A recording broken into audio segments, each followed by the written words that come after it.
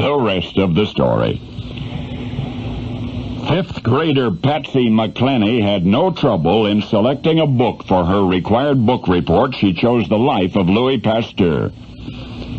Just about any science-oriented book would have been all right with Patsy. Barely 10, she had already decided that science would be her life, specifically either medicine or paleontology.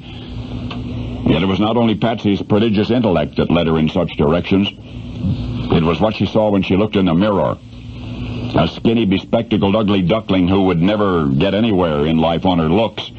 Even Patsy's own mother called her chicken legs. What was left for her, the child reasoned, but to conquer the world with her gifted brain. And so, while the other girls were reading Nancy Drew mysteries, Patsy McClenny pored over weighty analyses of Paleozoic rock strata and so on. It was perhaps even a slight condescension when she selected a biography of her personal hero, Louis Pasteur, for her oral book report. At least there was a kind of story to that, she thought, which ought to hold her classmates' attention. The manuscript of Patsy's report was neat and meticulously organized, as were all of her homework assignments, and she'd read it through many times, had it practically memorized. Patsy McClenny was prepared for everything, except for her own emotions.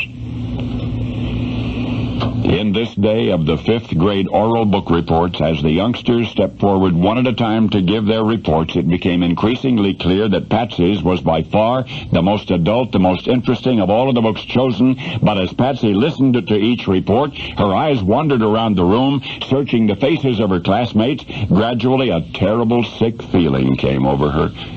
Those faces have become mirrors like the one in her own bedroom, the one that reflects a gangly, painfully plain bookworm for whom life beyond the printed pages had ceased to exist.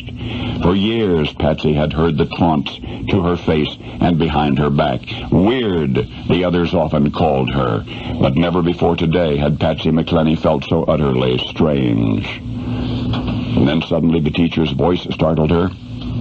The teacher is calling her name. It is now her turn to stand before the class.